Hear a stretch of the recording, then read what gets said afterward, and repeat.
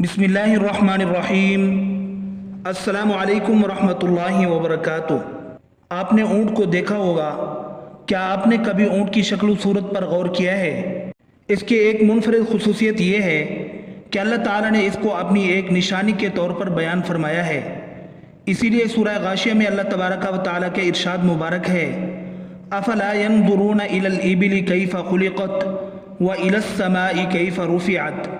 इन आयात का तर्जमा कुछ यूँ है, क्या ये लोग ऊँट को नहीं देखते कि उन्हें कैसे पैदा किया गया और आसमान को कैसे बुलंद किया और पहाड़ों को कि उन्हें किस तरह गाड़ा गया और ज़मीन को कैसे बिछाया गया। अल्लाह ताला ने अपनी 4 बड़ी निशानियों का जिक्र फरमाया है। गौरतलब बात यह है कि आसमान, पहाड़ और ज़मीन जैसी निशानियों को बाद में बयान फरमाया और ऊँट को इन निशानियों पर मुक़द्दम किया। बज़ाहिर आसमान, पहाड़ों और ज़मीन के साथ ऊँट का जिक्र, और वो भी इस अहमियत के साथ। इससे पहले अफला यंजुरूना कहकर इसमें गौर व फिक्र की दावत दी है। गोया इस बात पर तवज्जो करने का हुक्म है कि ऊँट का जिक्र हमने यहाँ बेवजह नहीं किया।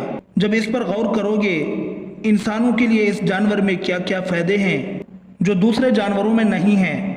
ऊँट के कुहान में एक मुनफरिद चीज़ है जो दूसरे जानवरों मसलन गाय, भैंस वगैरह में कुहान जिस्म के अगले हिस्से में होती है, जबकि इसकी कुहान पीठ के वसत में होती है। इसके तख्लीकी और साइंसी फ़वाइद बेशुमार हैं। ऊँटों की बहुत सी किस्में हैं। मसलन बाज़ ऊँट 2 कुहान वाले होते हैं जो ऊँट को साराई इलाकों में दूसरे जानवरों के मुकाबले में ज़्यादा फ़आल और ज़िंदा रखने में मुआविन साबित होते हैं। वज़न उठाने की सलाहियत, सारा में गर्म तरीन मौसम में काम करना ऊँट की ख़ास पहचान है। इसके बोझ उठाने की सलाहियत न सिर्फ घोड़े बल्कि हाथी से भी ज़्यादा है। जिस्मानी वज़न के लिहाज से बोझ उठाने की सलाहियत में कोई दूसरा हैवान इसका मुकाबला नहीं कर सकता। इसके पूरे जिस्म के मुकाबले में इसकी टांगें काफ़ी पतली होती हैं। तमाम खुरदार जानवरों की उंगलियों पर खुरों का खोल चढ़ा होता है और उनकी उंगलियां नज़र नहीं आती। ये उंगलियों की हिफाजत के लिए होते हैं और ये जानवर अपने खुरों के बल पर चलते हैं। ऊँट इस मामले में भी दूसरे जानवरों से मुख्तलिफ होते हैं कि इसके खुर तो होते हैं मगर इसकी उंगलियों का अगला हिस्सा नाखून की सूरत में खुला होता है। बहुत से जानवर पंजों के बल पर चलते हैं, जैसे कुत्ता, बिल्ली वगैरह। ऊँट न उंगलियों के बल चलता है न पंजों के बल, इसलिए इसकी चाल दूसरे जानवरों से मुख्तलिफ है। ऊँट की चाल, दूसरे चौपाए गाय, बकरी, भैंस वगैरह चलते हैं तो जब उनकी अगली दाईं टांगें उठती हैं तो उस वक़्त पिछली बाईं टांग भी उठती है। इसी तरह उनका तवाज़ुन अगली बाईं और पिछली दाईं टांग की मदद से कायम रहता है। ऊँट इस मामले में भी मुनफरिद है। इसकी अगली और पिछली टांगें बैक वक़्त एक ही तरफ की उठती हैं।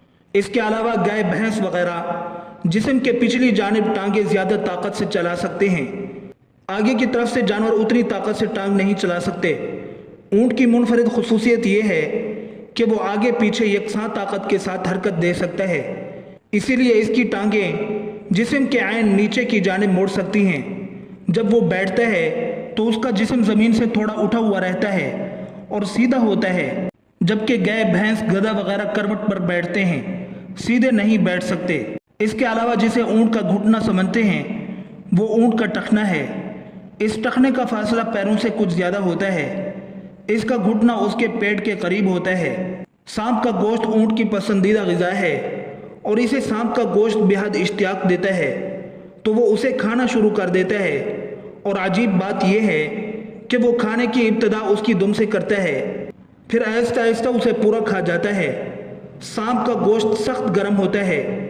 जब ऊँट उसे खा लेता है तो उसे सख्त प्यास महसूस होती है और वो प्यास बुझाने के लिए पानी के किसी तालाब पर जाता है। अल्लाह ने तकवीनी शक्ल में उसे इल्हाम कर रखा है कि अगर उसने उस वक़्त पानी पिया तो सांप का जहर उसके पूरे बदन में फैल जाएगा। लिहाजा वो शदीद प्यासा होने के बावजूद तालाब पर पहुंचकर भी कुछ देर के लिए पानी नहीं पीता। फिर वो ज़ोर ज़ोर से बिलबिलाने लग पड़ता है। ऐसे लगता है जैसे वो किसी सख्त मुश्किल में मुब्तला है और किसी को अपनी मदद के लिए पुकार रहा है। उस वक़्त उसकी आंखों से आंसू बहने लग पड़ते हैं। अल्लाह ने उसके पपोटों के नीचे 2 छोटे छोटे गड्ढे बनाए हुए हैं اس کے آنسو آنکھوں سے نکل کر ان گڑھوں میں جمع ہوتے ہیں اور یوں سانپ کا سارا زہر آنسو بن کر آنکھوں سے باہر آ جاتا ہے۔ عقل مند ساربان اس گڑھے میں جمع شدہ پانی کو کسی صاف شیشے میں بھر لیتے ہیں۔ وہ زہریلا پانی سانپ اور بچھو کے کانٹے کا تریاق کا کام دیتا ہے۔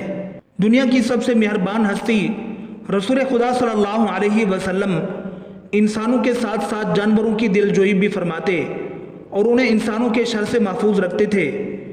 یہ ایمان افروز معجزہ بھی ایک ایسے بوڑھے اونٹ سے منسوب ہے جو اپنے مالک کی شر پسندی سے عاجز آ کر اللہ کے رسول صلی اللہ علیہ وسلم کی پناہ میں آ گیا تو سرکار دو عالم صلی اللہ علیہ وسلم نے اس کی جان بچائی، جس پر اونٹ نے اللہ کے نبی صلی اللہ علیہ وسلم کے لیے 4 دعائیں فرمائیں، لیکن ان میں سے ایک دعا ایسی تھی جس پر رسول اللہ صلی اللہ علیہ وسلم آبدیدہ ہو گئے تو صحابہ کرام تڑپ اٹھے تھے کہ ایسا کیا ماجرا ہو گیا کہ اللہ کے رسول صلی اللہ علیہ وسلم کی چشم مبارک سے آنسو بہہ نکلے ہیں۔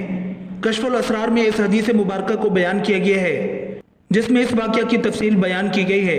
ابن ماجہ نے اس حدیث مبارکہ کو حضرت تمیم داری رضی اللہ عنہ سے روایت کیا ہے۔ وہ فرماتے ہیں ہم حضور نبی اکرم صلی اللہ علیہ وآلہ وسلم کی بارگاہ اقدس میں حاضر تھے کہ ایک اونٹ بھاگتا ہوا آیا اور حضور نبی اکرم صلی اللہ علیہ وآلہ وسلم کے سر انور کے پاس آ کر کھڑا ہو گیا جیسے کان میں کوئی بات کہہ رہا ہو۔ آپ صلی اللہ علیہ وآلہ وسلم نے فرمایا اے اونٹ پرسکون ہو جا، اگر تو سچا ہے تو تیرا سچ تجھے فائدہ دے گا اور اگر تو جھوٹا ہے تو تجھے اس جھوٹ کی سزا ملے گی۔ بے شک جو ہماری پناہ میں آ جاتا ہے اللہ تعالیٰ بھی اسے امان دے دیتا ہے اور ہمارے دامن میں پناہ لینے والا کبھی نامراد نہیں ہوتا۔ ہم نے عرض کیا یا رسول اللہ صلی اللہ علیہ وسلم یہ اونٹ کیا کہتا ہے؟ آپ صلی اللہ علیہ وآلہ وسلم نے فرمایا اس اونٹ کے مالکوں نے اسے ذبح کر کے اس کا گوشت کھانے کا ارادہ کر لیا تھا، سو یہ ان کے پاس سے بھاگ آیا ہے اور اس نے تمہارے نبی صلی اللہ علیہ وسلم کی بارگاہ میں استغاثہ کیا ہے۔ ہم ابھی باہم اسی گفتگو میں مشغول تھے کہ اس اونٹ کے مالک بھاگتے ہوئے آئے۔ جب اونٹ نے ان کو آتے دیکھا تو وہ دوبارہ حضور نبی اکرم صلی اللہ علیہ وسلم کے سر مبارک کے قریب ہو گیا اور آپ صلی اللہ علیہ وآلہ وسلم کے پیچھے چھپنے لگا۔ ان مالکوں نے عرض کیا یا رسول اللہ صلی اللہ علیہ وسلم ہمارا یہ اونٹ 3 دن سے ہمارے پاس سے بھاگا ہوا ہے اور آج یہ ہمیں آپ کی خدمت میں ملا ہے۔ اس پر آپ صلی اللہ علیہ وآلہ وسلم نے فرمایا یہ میرے سامنے شکایت کر رہا ہے اور یہ شکایت بہت ہی بری ہے۔ انہوں نے عرض کیا یا رسول اللہ صلی اللہ علیہ وسلم یہ کیا کہہ رہا ہے؟ آپ صلی اللہ علیہ وآلہ وسلم نے فرمایا یہ کہتا ہے کہ یہ تمہارے پاس کئی سال تک پلا بڑھا، جب موسم گرما آتا تو تم گھاس اور چارے والے علاقوں کی طرف اس پر سوار ہو کر جاتے اور جب موسم سرما آتا تو اسی پر سوار ہو کر گرم علاقوں کی جانب کوچ کرتے۔ پھر جب اس کی عمر زیادہ ہو گئی تو تم نے اسے اپنے اونٹنیوں میں افزائش نسل کے لیے چھوڑ دیا۔ اللہ تعالیٰ نے تمہیں اس سے کئی صحت مند اونٹ عطا کیے۔ اب جب کہ یہ اس خستہ حالی کی عمر کو پہنچ گیا ہے تو تم نے اسے ذبح کر کے اس کا گوشت کھا لینے کا منصوبہ بنا لیا ہے۔ انہوں نے عرض کیا خدا کی قسم یا رسول اللہ صلی اللہ علیہ وسلم یہ بات من عن اسی طرح ہے جیسے آپ نے بیان فرمائی۔ اس پر حضور نبی اکرم صلی اللہ علیہ وآلہ وسلم نے فرمایا ایک اچھے خدمت گزار کی اس کے مالکوں کی طرف سے کیا یہی جزا ہوتی ہے؟ وہ عرض گزار ہوئے یا رسول اللہ صلی اللہ علیہ وسلم اب ہم نہ اسے بیچیں گے اور نہ ہی اسے ذبح کریں گے۔ اس کے بعد آپ صلی اللہ علیہ وسلم نے اس اونٹ کو ان سے 100 درہم میں خرید لیا اور پھر فرمایا اے اونٹ جا تو اللہ تعالیٰ کی رضا کی خاطر آزاد ہے۔ اس اونٹ نے حضور نبی اکرم صلی اللہ علیہ وسلم کے سر مبارک کے پاس اپنا منہ لے جا کر کوئی آواز نکالی تو آپ صلی اللہ علیہ وآلہ وسلم نے فرمایا آمین۔ اس نے پھر دعا کی، آپ صلی اللہ علیہ وآلہ وسلم نے پھر فرمایا آمین۔ اس نے پھر دعا کی، آپ صلی اللہ علیہ وآلہ وسلم نے پھر فرمایا آمین۔ اس نے جب چوتھی مرتبہ دعا کی تو آپ صلی اللہ علیہ وآلہ وسلم آبدیدہ ہو گئے۔ ہم نے عرض کیا یا رسول اللہ صلی اللہ علیہ وسلم یہ اونٹ کیا کہہ رہا ہے؟ آپ صلی اللہ علیہ وسلم نے فرمایا، اس نے پہلی دفعہ کہا، اے نبی مکرم، اللہ تعالیٰ آپ کو اسلام اور قرآن کی طرف سے بہترین جزا عطا فرمائے۔ میں نے کہا آمین۔ پھر اس نے کہا، اللہ تعالیٰ قیامت کے روز آپ کی امت سے اسی طرح خوف کو دور فرمائے جس طرح آپ نے مجھ سے خوف کو دور فرمایا ہے۔ میں نے کہا آمین۔